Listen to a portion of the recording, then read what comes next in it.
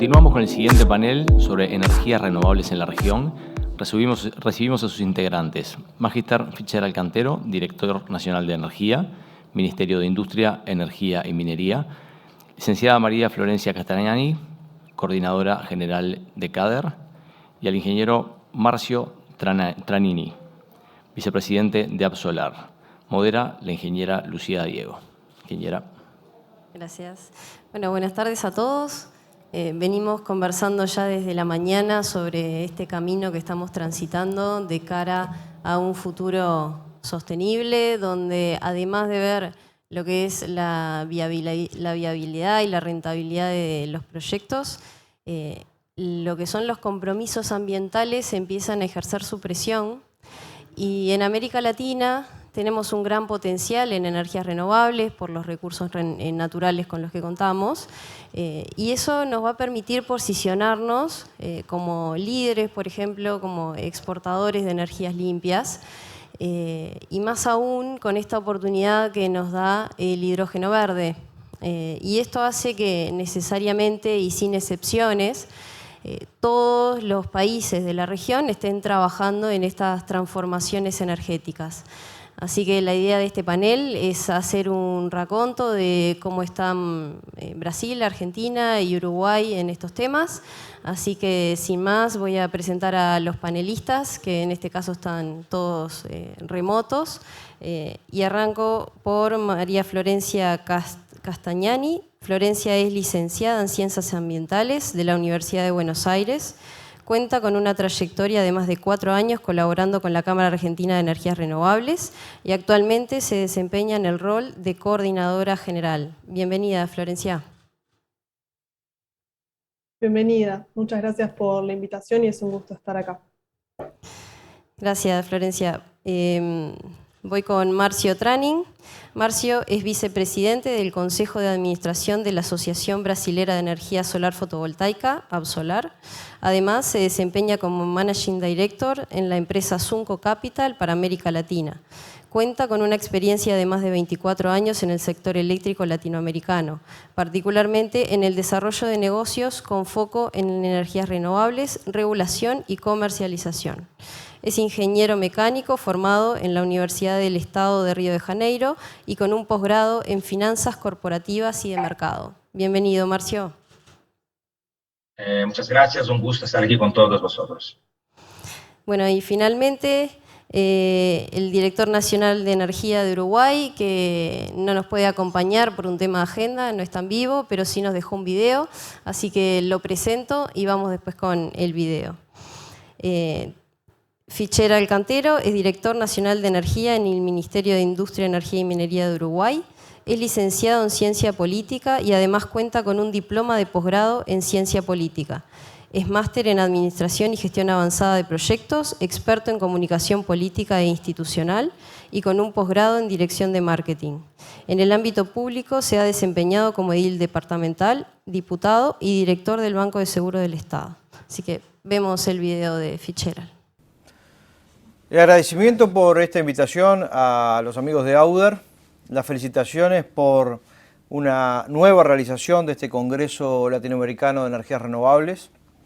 Lamentablemente en esta oportunidad no podré estar presente como el año pasado, por ejemplo, que estuvimos compartiendo, intercambiando ideas allí de manera presencial. Me encuentro en la ciudad de Quito, en una actividad muy importante de la Organización Latinoamericana de Energía, de OLADE, la Junta de Expertos, que además en este año Uruguay preside y que prepara lo que va a ser la Junta de Ministros a fines de este año en la ciudad de Panamá, que también va a estar siendo presidida por nuestro ministro, el ingeniero Omar Paganini. Así que aprovecho esta ocasión entonces para enviarles un mensaje y para contarles algunas de las cosas que hemos hecho en el último año en Uruguay respecto a las energías renovables. Estas instancias también, siempre lo decimos, son muy buenas para poder parar nuestra actividad por lo menos un ratito, pasar raya y hacer un balance y ver cuáles son las cosas que hemos realizado, los desafíos que nos quedan y lo que queda por delante y lo que tenemos que seguir. Y es muy bueno también para conocer las experiencias de los colegas de la región que también están transitando sus caminos hacia lo que tiene que ver con la energía renovable en particular. Como ustedes saben, Uruguay ya ha pasado una primera transición de lo que es la renovación de su matriz y la expansión de su matriz energética, lo que tiene que ver con una expansión importante en las energías renovables precisamente. Ahora nos encontramos en una segunda transición, en un segundo paso, en una segunda instancia, en la cual entendemos debemos ir aprovechando esas ventajas que brinda tener una matriz de este tipo tan diversificada en sus fuentes. Y de ese modo estamos trabajando en algunas áreas fuertemente, con una agenda muy agresiva, de modo de poder ir cumpliendo desafíos, objetivos, metas que justamente lo que hagan es poder aprovechar esa gran inversión que ha hecho el país, esa gran inversión que han hecho los uruguayos en las energías renovables. Y de ese modo tenemos una gran apuesta que en este Congreso, por supuesto, está presente en la agenda, en lo que tiene que ver, por ejemplo, con el hidrógeno verde. Como ustedes saben, Uruguay ha venido transitando este camino. Se acaba de anunciar la hoja de ruta del hidrógeno verde el mes pasado, en junio, donde se establece cuáles van a ser los pasos que el Uruguay va a dar en lo inmediato, en el mediano y en el largo plazo. Luego de estudios de perfectibilidad se llegó a la conclusión, con importantes además apoyo internacional, con la presencia además de una consultora como McKinsey muy importante, que nos ha permitido poder tener conclusiones en cuanto a de qué manera Uruguay puede moverse, desarrollarse en este mundo del hidrógeno verde. También decía apoyo internacional, decía lo que tiene que ver, o apunto a lo que tiene que ver con lo que ha sido la interacción con empresas y con países del exterior que están muy interesados en poder apostar al hidrógeno verde en nuestro país. De ese modo se ha llegado a algunas conclusiones que son parte de esta hoja de ruta que se puede consultar, que es pública, donde claramente vemos en una primera instancia la posibilidad de que Uruguay avance en algunos derivados del hidrógeno verde, en algún trabajo que se puede hacer de manera combinada, en lo que tiene que ver la mezcla, digamos, del hidrógeno verde con la captura del CO2 de algunas industrias que funcionan en nuestro país y producir allí algunos derivados como es el e-metanol o el jet fuel. De ese modo hay posibilidades, hay capacidad, nuestro puerto tiene la posibilidad de ser salida de esos energéticos, de esos derivados, de esos productos, de manera de poder ofrecérselos al mundo, tanto para la demanda doméstica como la exportación.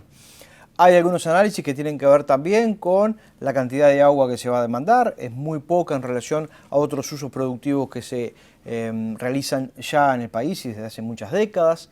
También con las extensiones de territorio necesarias para la producción de esa energía para luego producir el hidrógeno verde. Así que las conclusiones son auspiciosas en cuanto a que ese es un camino al que podemos seguir y podemos continuar. Somos conscientes que hay una curva de aprendizaje que tenemos que transitar, que tenemos que capacitar a los técnicos de los diferentes organismos que estamos nucleados en este proyecto y que es un buen momento para dar esos pasos y poder avanzar.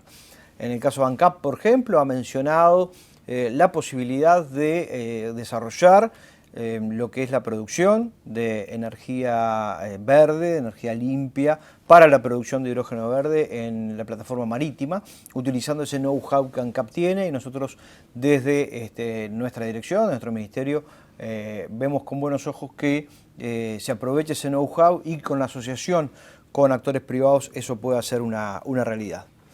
Otro aspecto muy importante y un objetivo muy importante que tenemos en nuestra agenda es el de la descarbonización de la economía. Y allí es fundamental trabajar en algunas áreas. La emisión de lo que son el CO2 a la atmósfera en Uruguay, la gran mayoría, el gran aportante de ese contaminante es el transporte. Y es en 2/3 de esa contaminación. Por lo tanto, descarbonizar la matriz de transporte se vuelve en un eje muy importante, se vuelve en un objetivo muy importante. Por lo tanto, todos los procesos que podamos ayudar hacia la movilidad eléctrica, hacia transformar esa matriz de transporte a la matriz eléctrica, siempre van a ser muy positivos. De ese modo, hemos venido trabajando en varios ejes. Nosotros entendemos a la movilidad eléctrica como una actividad que requiere de distintos componentes que trabajen entre sí. Tiene que trabajar la oferta, debemos tener mayor oferta de vehículos eléctricos, tiene que trabajar la demanda, de modo que las personas, las organizaciones entiendan que la movilidad eléctrica pueda ser una opción y vean al final del día en sus números, en sus cuentas, que es una opción.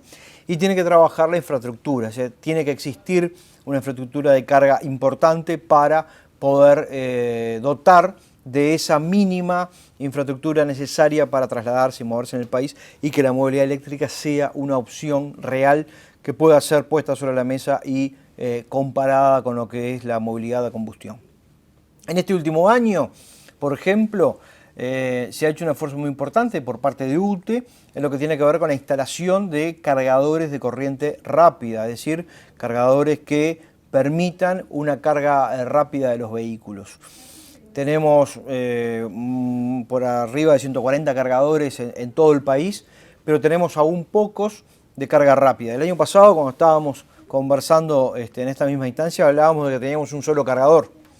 Hoy, a este momento, tenemos unos 7 cargadores ya instalados, rápidos estoy hablando, y vamos a incorporar más. UTE tiene una planificación y contará su presidente, que también nos acompaña en este congreso, la ingeniera Silvia Maldi, contará cuáles son esos planes, pero hay en camino instalación de nuevos cargadores. En lo que concierne a la Dirección de Energía, estamos trabajando para prontamente tener un convenio con la Comisión Técnico Mixta de Salto Grande para incorporar también 8 cargadores de corriente rápida a esa red, dándole apoyo a ese esfuerzo que está haciendo UTE, de manera de buscar que tanto el litoral como digamos el eje hacia Brasil, que puede ser Rivera, Cerro Largo, Rocha, también tengamos una buena infraestructura de cargadores rápidos, de manera de poder convertir, como decía, la movilidad eléctrica en una opción real. Y a su vez acompañamos lo que es el esfuerzo del sector privado e invitamos al sector privado a que se sume a la incorporación de la red de cargadores.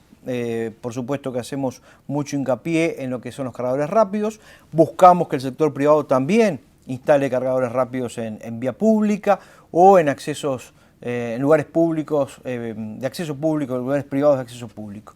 Nosotros ahí estamos convencidos que esa complementariedad entre el sector público y el sector privado es fundamental para generar esa buena red, esa buena estructura de carga que hemos visto en países donde ha funcionado y funciona muy bien la movilidad eléctrica, como el crecimiento exponencial que ya tiene, y en Uruguay ya lo tiene, la movilidad eléctrica, cuando hay una buena instalación de cargadores, cuando hay una buena red en el territorio, que se conoce, que funciona y que es rápida. Bueno, el crecimiento de la movilidad eléctrica es superior.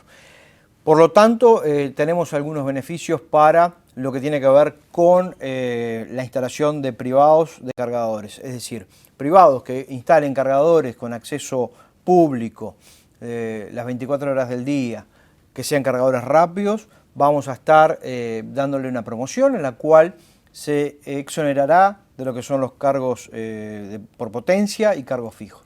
De ese modo estamos incentivando a que el sector privado también haga sus modelos de negocios y permita entonces, como decía, extender esta red de cargadores.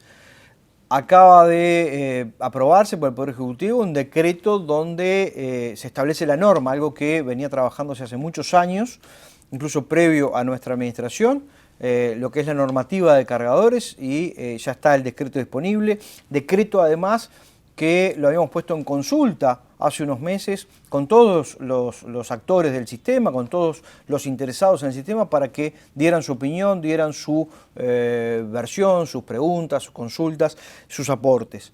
Ese decreto ya está vigente hace unos días y ya, por lo tanto, tenemos una normativa para lo que es la seguridad en la instalación de los cargadores de vehículos eléctricos en vía pública. Está en marcha un decreto que también lo hemos puesto en consulta con todos los interesados para instalar oficialmente la mesa de movilidad eléctrica. Nosotros en diciembre del año 20 instalamos la mesa de movilidad eléctrica, que Auder es uno de los participantes, y bueno, es un funcionamiento ad hoc, es decir, la convocamos desde la Dirección de Energía, están allí representados todos los actores privados que tienen que ver con la movilidad eléctrica, y cada 40, 60 días más o menos nos reunimos, listamos cuáles son los problemas que está teniendo la movilidad, vemos cuáles son esas barreras y tratamos de ir venciéndolas. Ahora lo vamos a institucionalizar, ahora lo vamos a poner en un decreto que de alguna manera lo que está marcando es una institucionalidad para esta mesa de movilidad eléctrica, para su funcionamiento, para su organicidad. Y a su vez estamos sumando a la academia, estamos haciendo que la academia se sume y por lo tanto haga sus aportes.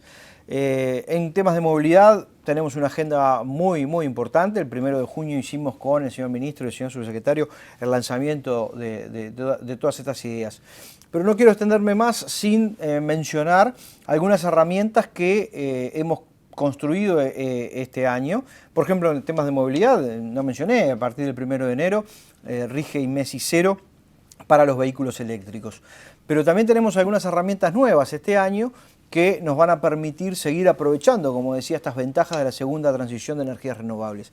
Una de esas herramientas es el REIF, es el fondo que el Uruguay ganó en una, propuesta de Naciones Unidas a fines del 2020 también, donde tenemos allí la posibilidad de apalancar inversiones en invención en energía, es decir, inversores que vengan y que, por ejemplo, inviertan en hidrógeno verde, inviertan en movilidad eléctrica, y inviertan en storage para poder acumular la energía, van a poder financiar las tasas de interés de los préstamos que tomen para llevar adelante esas inversiones.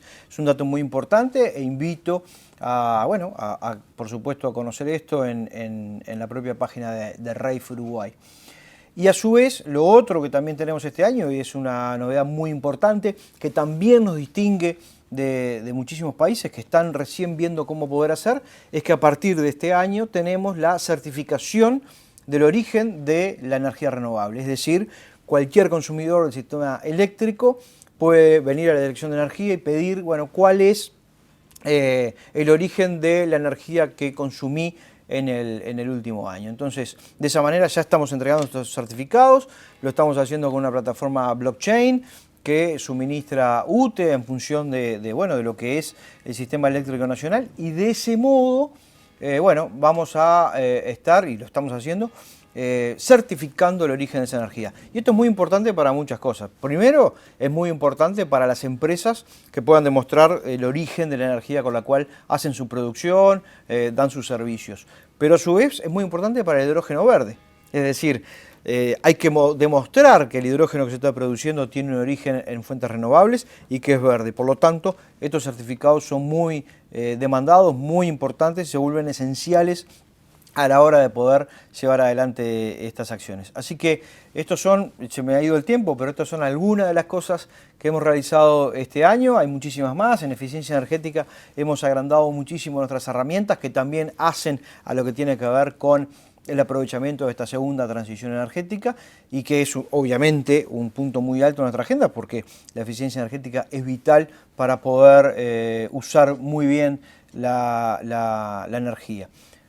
Todo esto tiene, por supuesto, va de suyo, pero es bueno que lo digamos, ventajas desde el punto de vista económico, ventajas desde el punto de vista ambiental y ventajas que, en definitiva, le sirven a un sistema energético nacional que viene desarrollándose de manera muy firme y muy confiable. Así que se me ha ido el tiempo, pero les agradezco muchísimo nuevamente esta oportunidad y les deseo un muy buen congreso. Bueno, agradecemos al Director Nacional de Energía que compartía con nosotros los principales temas que están sobre la mesa en Uruguay, y damos paso ahora a Florencia para que nos cuente un poco sobre la situación en Argentina. Adelante, Florencia. Bueno, buenas tardes y nuevamente muchas gracias por Auder, por invitar a la Cámara a participar una vez más del Congreso. Es un gusto para nosotros y para mí en esta oportunidad estar acá presente. En la presentación que voy a hacer el día de hoy se va a dividir básicamente en tres partes. La primera en comentarles un poco sobre la Cámara, sobre quiénes somos, cuáles son nuestras principales actividades y objetivos. Después de comentar un poco el mercado renovable en Argentina, en dónde estamos parados, cuáles son un poco los números de hoy en día. Y por último, comentar los estudios que realizamos y que venimos realizando en la Cámara y que contribuyen a aportar y colaborar en el desarrollo del sector renovable a lo largo y ancho del país. Bueno, como les comentaba, empiezo un poco a describir a la Cámara. CADER es la Cámara Argentina de Energías Renovables, es la cámara empresaria con mayor representación del sector de las energías renovables en Argentina. Tiene más de 14 años de trayectoria y representa a unas 100 empresas de todo el país, de todo lo que es la cadena de valor, tamaños de empresas, tecnologías. Dentro de los objetivos principales se encuentra contribuir al proceso de diversificación de la matriz energética mediante fuentes de energías renovables, colaborar en el desarrollo de políticas públicas con autoridades nacionales, provinciales y locales, entre otros actores como lo son los gubernamentales, los no gubernamentales, las comunidades empresarias, la sociedad civil, instituciones académicas, sindicatos, entre otras entidades, y fomentar la innovación, creación de empleo y el desarrollo y transferencia de tecnología. La Cámara hoy se compone de 11 grupos de trabajo, que son comités, en donde se analizan potencialidades y barreras regulatorias, y son específicos de cada subsector. Algunos de los comités son tecnológicos, como son bioenergía, solar fotovoltaica, solar térmica, eólica, mini hidro, hidrógeno verde y almacenamiento, y otros que son transversales a todas las tecnologías, como financiamiento, redes eléctricas, asuntos legales y tributarios, comercio exterior e industria nacional.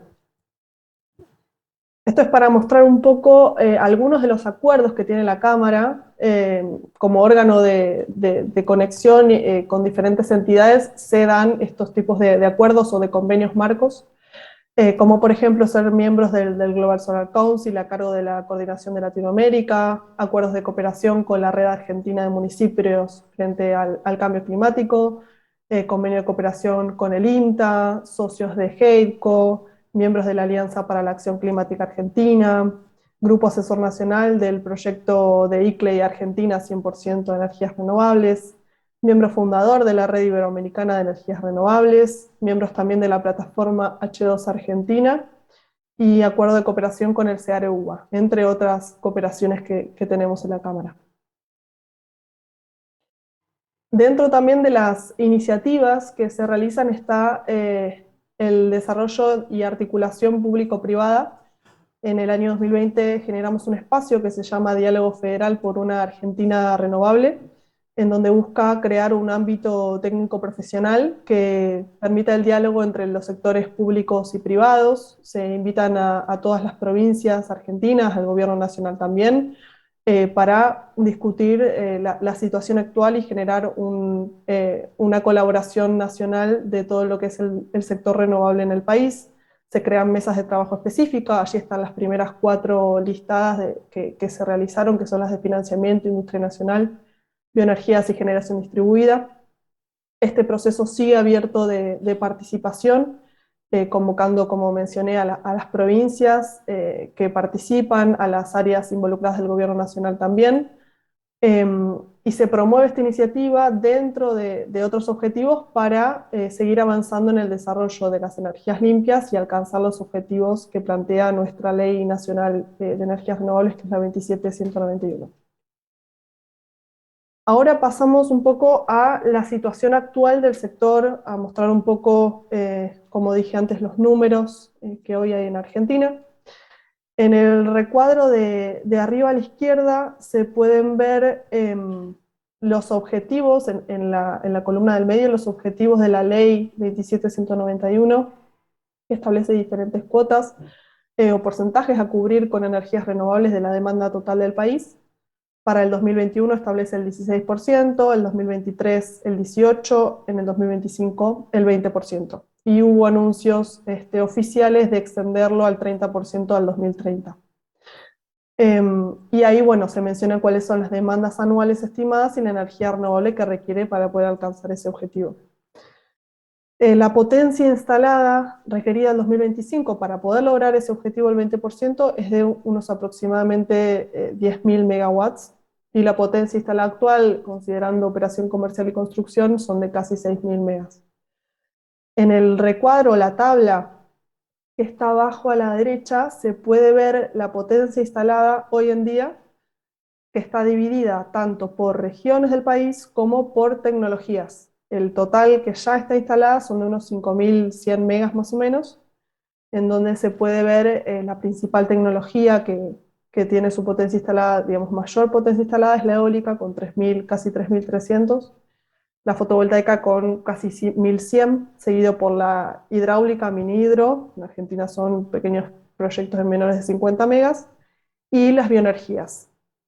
Y por último, el gráfico de abajo a la izquierda muestra para el año 2021 cuál fue la participación de la generación renovable del 2021. En cuanto a la generación, más o menos un 74% fue de la eólica, el 7% de la mini hidro, 13% solar, 4% biomasa y 2% biogás. Y la participación del 2021 de las energías renovables o el cubrimiento de la demanda fue del 13% para el año pasado. En estos gráficos se muestran los proyectos renovables en Argentina, la ubicación, la tecnología y la potencia instalada. Muestran información parecida, pero no es exactamente la misma. En el mapa de la izquierda se pueden ver las ubicaciones de los proyectos y las tecnologías. Y de acuerdo al color también de cada una de las provincias, indica colores más claros, menos potencia instalada, y hacia los colores más oscuros, más potencia. Y en el recuadro de la derecha también muestra las tecnologías, esto está dividido por regiones en vez de por provincias, y en los gráficos de torta la participación de cada tecnología, donde por ejemplo en la región de abajo de todo, que es la Patagonia, se ve que predomina lo que es la energía eólica, más hacia el norte, sobre todo el noroeste, está la energía solar. Lo que es bioenergía se concentra sobre todo en el noreste, en el centro está más dividida o hay más participación de diferentes tecnologías. Entonces uno puede ver que en el país de Argentina hay diversidad de recursos y de muy buena calidad, tanto de eólica, fotovoltaica, mini hidro y bioenergías. Así que es una de las grandes ventajas de nuestro país. Después tenemos a lo que es la ley 27.424, que es la de generación distribuida, es del año 2017 y se reglamentó en el 2018. El objetivo que plantea esta ley es alcanzar la instalación de unos 1.000 megas de capacidad instalada para el 2030. Y el estado de avance, digamos, a la actualidad, en realidad junio 2020 por el último reporte mensual, son unas 14 provincias adheridas del país a esta ley, un total de unos 15,2 megas instalados en todo el país, que incluye a 205 distribuidores y cooperativas eléctricas inscriptas y 891 usuarios generadores. A esto se le suma 428 reservas de potencia que ya están aprobadas, que totalizan 6,7 megas adicionales. Y por último, estos informes que les comentaba al principio de la presentación, que se realizaron en la Cámara, son 4 los últimos que se realizaron. El último está prácticamente en proceso de finalización, todos disponibles en nuestra página web. No me voy a extender demasiado porque el tiempo es limitado también. Pero bueno, cada uno de ellos analizan aspectos diferentes del sector en el país y plantea contribuir o colaborar en los aportes de la estrategia a largo plazo y también en desafíos en el corto plazo. El primero tiene que ver con energías renovables en Argentina, los desafíos y oportunidades en el contexto de la transición energética global. Este es un informe que se realizó con el apoyo de la Embajada Británica y desarrollado por KPMG. Dentro de los objetivos principales analiza la competitividad, ¿no?, de las energías renovables en Argentina, cuáles son las barreras, cuáles son las oportunidades, los principales obstáculos que se enfrentan, cuáles son los aspectos claves de la transición energética y cómo las energías renovables pueden contribuir a las metas de las contribuciones nacionales declaradas. Analiza en los casos de países vecinos como Brasil y como Chile, y plantea, por ejemplo, conclusiones, digamos, tiene una serie de conclusiones dentro de las cuales está la importancia de las energías renovables como política de Estado, de desarrollar la industria nacional, de analizar la situación macroeconómica, a la cual no nos podemos, digamos, no podemos dejar de tenerla en cuenta. Lo mismo con el acceso a financiamiento internacional y cómo se pueden identificar nuevos nichos y oportunidades en el corto plazo. Otro de los estudios fue el de la evaluación técnica y económica de ampliaciones prioritarias para aumentar la capacidad de inyección de energías renovables en el SADI. Hoy en día uno de los cuellos de botella del país es la capacidad de transporte para nuevos proyectos de gran envergadura. Este informe fue desarrollado por Grupo Mercados Energéticos, una consultora muy reconocida, y dentro de los objetivos analiza en forma técnica cuál es la capacidad de transporte actual en el sistema de interconexión del país para nuevas centrales de energías renovables y qué posibilidad hay de ingresar nueva generación. Por otro lado, analiza posibles, lo que llaman ampliaciones menores e intermedias, que se podrían realizar y que posibilitarían el ingreso de nueva generación renovable.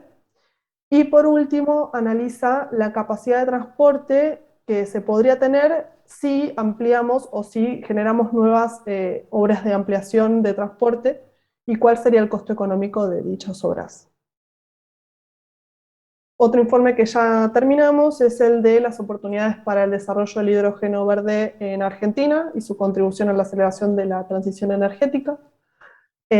Como ya se viene mencionando en el Congreso y mismo en la introducción, el hidrógeno verde se viene hablando cada vez más y lo que se buscó en este análisis, digamos, preliminar es hacer un mapeo de los actores del sector, tanto públicos como privados y académicos también, poder identificar cuáles son las visiones de cada uno de ellos y qué expectativas hay del uso y desarrollo del hidrógeno verde en Argentina. Y el último informe que está en proceso de finalización, probablemente en los próximos días se publique y se difunda, es el de biometano como complemento del gas natural. Se hizo la primera versión en el 2020 como estudio de caso en la provincia de Córdoba y actualmente se está actualizando no solo para esa provincia, sino para otras dos provincias más, que son Buenos Aires y Santa Fe. Y bueno, dentro de esta primera versión, digamos, la que se hizo en el 2020, se plantean metas de porcentajes, ¿no?, de biometano que se puede alcanzar dentro de lo que es el consumo de gas natural hacia el 2030. Bueno, y eso fue un poco el resumen. Con estos informes y con otras actividades que viene realizando la Cámara, la idea es poder colaborar con el proceso de aceleración de la adopción de las diferentes tecnologías renovables y poder lograr las metas de contribución nacional, de estrategia a largo plazo, sin dejar de lado también la coyuntura, el corto y mediano. Así que bueno, nuevamente muchas gracias, espero no haberme excedido el tiempo ni haber ido muy rápido tampoco. Muchas gracias, Florencia. Después vuelvo contigo con alguna pregunta. Y Marcio, te dejo ahora el espacio para que nos compartas un poco sobre Brasil. Bueno, un gusto estar aquí en ese Congreso de Energías Renovables para Latam. Como ya he dicho, soy Marcio Tranin, vicepresidente de AB Solar, que es la Asociación Brasileña de Energía Solar Fotovoltaica. Bueno, en la asociación nosotros representamos y promovemos al sector perante el gobierno y perante los principales stakeholders de Brasil. Hoy mismo tenemos más de 700 miembros aquí en la asociación. Es la asociación que más crece lejos en Brasil. Y bueno, y tenemos representatividad en todo el territorio nacional, incluso y también representamos el sector eléctrico brasileño internacionalmente, dependiendo del pedido y de la necesidad. Bueno, dar un poco del mercado solar en el mundo, o sea, hemos crecido cumulativamente desde 2020, o sea, en 2020 un 760 gigavatios, ¿no?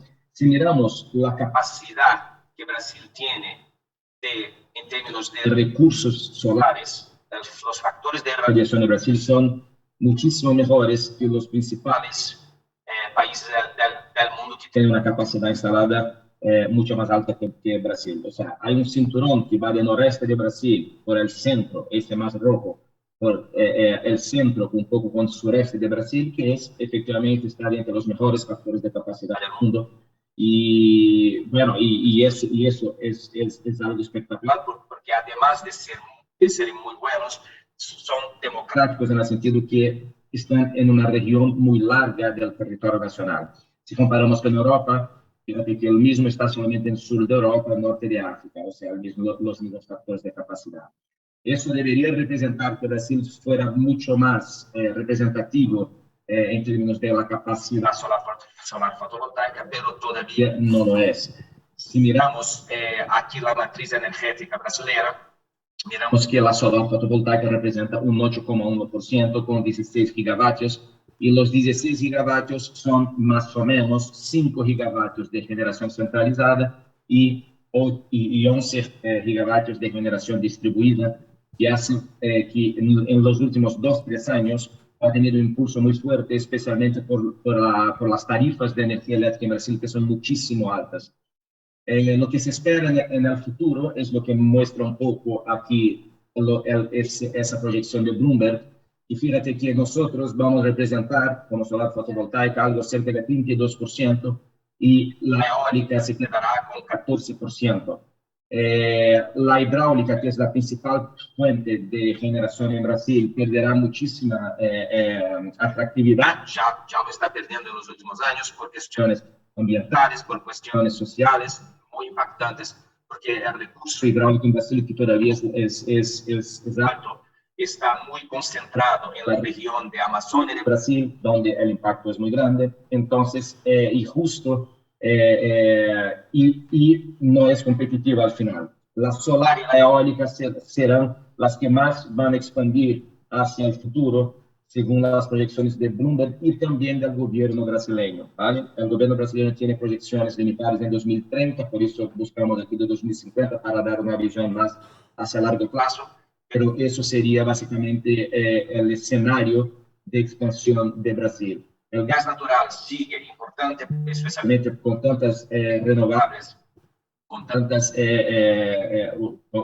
centrales inflexibles, muchas de las hídricas también, que son de pasada. El gas natural en Brasil se proyecta que crezca para poder dar un poco más de flexibilidad operativa para el operador del sistema. Entonces, ese es un poco el escenario que estamos buscando en 2050, que es muy distinto del escenario que tenemos hoy mismo. La eólica ya es hoy la segunda tecnología en términos de capacidad instalada y la segunda también en generación. Los vientos en Brasil son muy constantes, no, son vientos que favorecen muchísimo a la generación eólica, y hay una complementariedad muy relevante entre eólica y solar, porque ellas, las dos, están muy localizadas en la misma región de Brasil, que es noreste de Brasil, una región donde tiene muchísimo sol y muchísimo viento, pero los vientos del nordeste son más por la noche y el solar, por supuesto, durante el día. Entonces, la complementariedad de eólica con solar fotovoltaica en la región nordeste y también un poco más abajo, al inicio ahí de la región sureste y más en el centroeste, también es una característica interesante de complementariedad que hace con que la expansión renovable se dará de forma muy fuerte en los próximos años, ¿vale? Por algunos, aquí están dos ejemplos. Fíjate que en la figura de abajo ya hay un proyecto híbrido, o sea, la hibridización de proyectos entre solares y eólicos ya es una realidad en Brasil. La regulamentación ha sido puesta hace poco tiempo, pero los agentes ya lo tenían claro, que esa complementariedad de regímenes de vientos y de sol es muy interesante y añade mucha competitividad. Y hoy mismo, o sea, son proyectos pequeños a nivel Brasil, hoy mismo se está en construcción proyectos del orden de 800 megavatios, perdón, en Brasil, 600 megavatios en Brasil. O sea, hay proyectos hoy en construcción que entrarán en operación en los próximos 2-3 años del orden de arriba de 500 megavatios. ¿Vale? Bueno, hay algunos desafíos, por supuesto, ¿no? Cuando miramos la generación centralizada, nosotros miramos que hay algunos desafíos, especialmente para dar, o sea, convencer al gobierno de dar mayor enfoque en la expansión de la solar, especialmente cuando comparamos con otras tecnologías. O sea, la verdad es que el gobierno, cuando establece una subasta regulada, no da el incentivo, o sea, no da el incentivo, acaba dando una reserva de mercado a otras tecnologías, no permitiendo que la solar participe en condiciones de igualdad en todas las subastas. Por ejemplo, ahora tenemos una subasta en septiembre de este año, que es la A-6, que llamamos, que, o sea, para inicio de suministro en 6 años más, y la solar está fuera, no puede participar. Entonces, o sea, nosotros de Solar estamos siempre ahí intentando lograr que una mayor participación de la solar de forma competitiva, sin ningún tipo de subsidio o incentivo, pero sí en las mismas condiciones de competición con las otras tecnologías.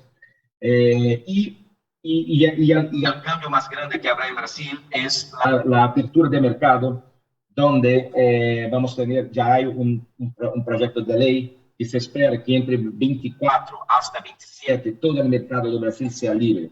La verdad es que en Brasil solamente el 30% del mercado en términos de consumo y en términos de consumidores son unos 5%, son capaces de comprar energía, de elegir el vendedor de energía. Ese proyecto de ley, que muy probablemente ahora tenemos elecciones al final del año, entonces muy probablemente ese proyecto no va a seguir ahora, pero el próximo año seguramente estará.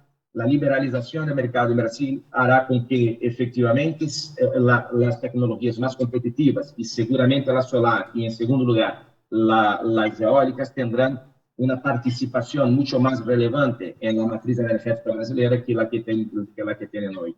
Y en eso se basa un poco las proyecciones de Bloomberg para las renovables. Hablando un poco de la generación distribuida, ese fue un poco el escenario de crecimiento en los últimos años. Fíjate que en 2018 teníamos prácticamente nada y ahora tenemos como 11 gigavatios de generación instalada. O sea, es casi que una duplicación de la capacidad instalada de generación distribuida por año. Eso justo porque hay una necesidad muy grande de los consumidores finales brasileños que tienen tarifas súper altas, de tener una alternativa de comprar energía que no sea de su concesionaria local, que es un monopolio natural. Entonces, como no hay alternativas, la única alternativa es generación distribuida, y puede ser en el mismo sitio, puede ser de forma remota. Hay posibilidades de hacer la compensación, generar en un sitio y consumir en otro, o sea, haciendo la compensación por el valor neto de la generación inyectada y consumida. Entonces, hay alternativas bastante interesantes que hacen con que los consumidores de Brasil busquen esa alternativa, que es la única que hay en sus manos para intentar hacer algo y pagar menos energía eléctrica. Con la apertura del mercado, con la liberalización del mercado que se espera para los próximos 5 años en Brasil, que será efectivamente la gran medida que va a cambiar los rumbos efectivamente de la matriz energética brasileña, lo que vemos es que habrá una competición natural entre la generación distribuida, que es hasta 5 megavatios, ¿vale? Generación distribuida en Brasil tiene un límite, un techo de 5 megavatios de capacidad instalada, y la centralizada, que es de 5 para arriba. Habrá una competición natural. Y uno de los puntos que la Solar, como asociación que representa tanto la generación distribuida como la centralizada, mira y está intentando implementar en el gobierno, es la correcta atribución de valores y cálculo de atributos, sea de cualquier tipo, eléctricos, energéticos, ambientales, sociales, lo que sea, para que todas las tecnologías puedan expandir de forma agnóstica y efectivamente que la mejor gane, ¿no? O sea, lo que vemos hoy en Brasil con esta expansión de la generación distribuida, lo que vemos como asociación es que el gran competidor de la generación solar fotovoltaica distribuida es la centralizada y no la eólica, por ejemplo. Entonces, es una cosa que la Solar está ahora con muchos cuidados para ver cómo correctamente cuantificar y calificar los atributos de cada tecnología para que puedan participar todas en el mismo nivel de competitividad en la expansión futura del sector eléctrico. Eso sería principalmente. Y el último punto, digo, que de la generación solar distribuida es la ley 14.300 que ha sido firmada por el presidente Bolsonaro en ese año, que establece de una vez o sea, la reglamentación definitiva para la generación distribuida, que estaba ahí una legislación provisoria todavía. Entonces, eso es muy interesante, pero hay puntos a perseguir, como la correcta consideración de los beneficios de la generación distribuida cuando comparada a las otras, ¿no? Por ejemplo, ahorro en el sistema de transmisión, entre otros. Entonces, bueno, en 10 minutos es lo que hay. Aquí están todos los miembros de ADES Solar. De nuevo, un gusto hablar con todos y listo para preguntas que surjan. Gracias.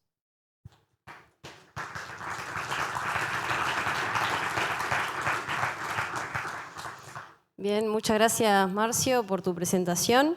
Y voy ahora con una pregunta para cada uno, porque no tenemos mucho tiempo. Así que, Florencia, hablabas de casi duplicar la potencia instalada de aquí al 2025, lo cual parece un desafío bastante importante, sobre todo considerando el contexto macroeconómico por el que están pasando. Entonces, ¿sobre eso tienen algún plan? ¿Hay alguna hoja de ruta de cómo van a transitar o llegar a esos objetivos?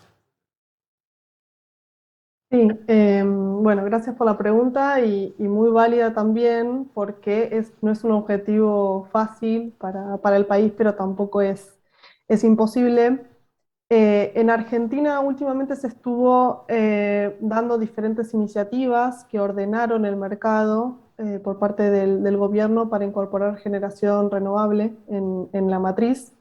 Una de ellas fueron resoluciones que se sacaron para poder destrabar contratos que estaban frenados en el país y que fueron adjudicados en lo que son los programas, el programa Renovar y el mercado a término también, que es mercado entre privados, y poder liberar capacidad de transporte.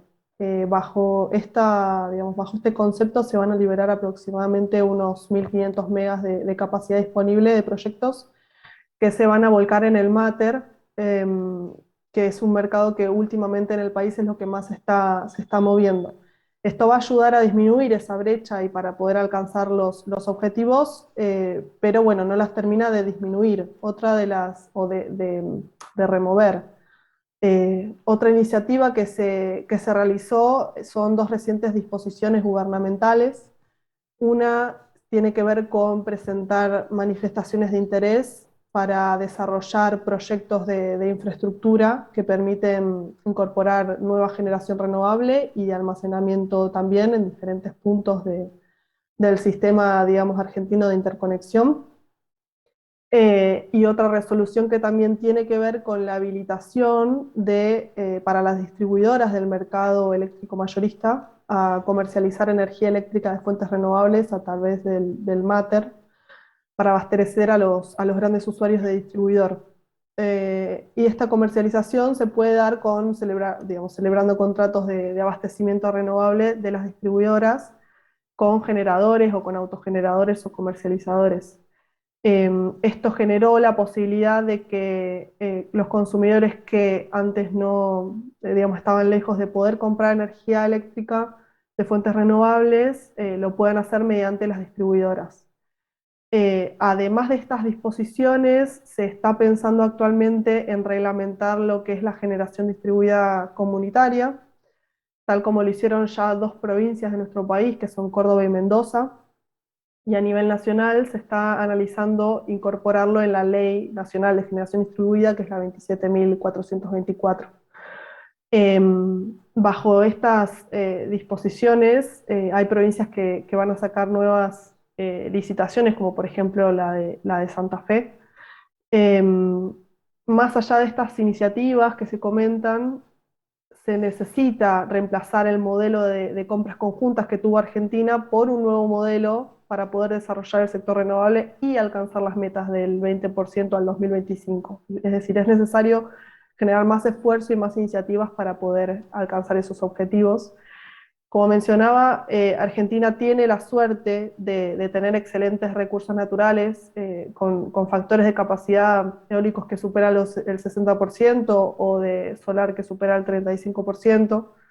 Pero bueno, más allá de eso se necesitan de estas políticas de Estado que puedan tener un horizonte, ¿no? a corto, a mediano y a largo plazo también, que atraviese los diferentes partidos políticos digamos, funcionarios que sean de turno y que se establezcan metas y hojas de ruta, ¿no? para poder alcanzarlo. Y desde la Cámara se trabaja activamente para poder colaborar en el proceso, tanto con el sector público, el privado, otras asociaciones, mismo el sector financiero también, y dar una discusión de, por ejemplo, nuevos proyectos de ley, nuevos programas, nuevas herramientas de incentivos para que se puedan dar estos proyectos y alcanzar estas metas. Bien, buenos desafíos por delante. Marcio, voy contigo y desde el público nos consultan si están promoviendo sistemas de baterías en la generación distribuida y si vierten energía a la red. Bueno, sí, o sea, no es todavía una actividad, digamos, direccionada por el Estado de Brasil, ¿vale? Por el gobierno brasileño, pero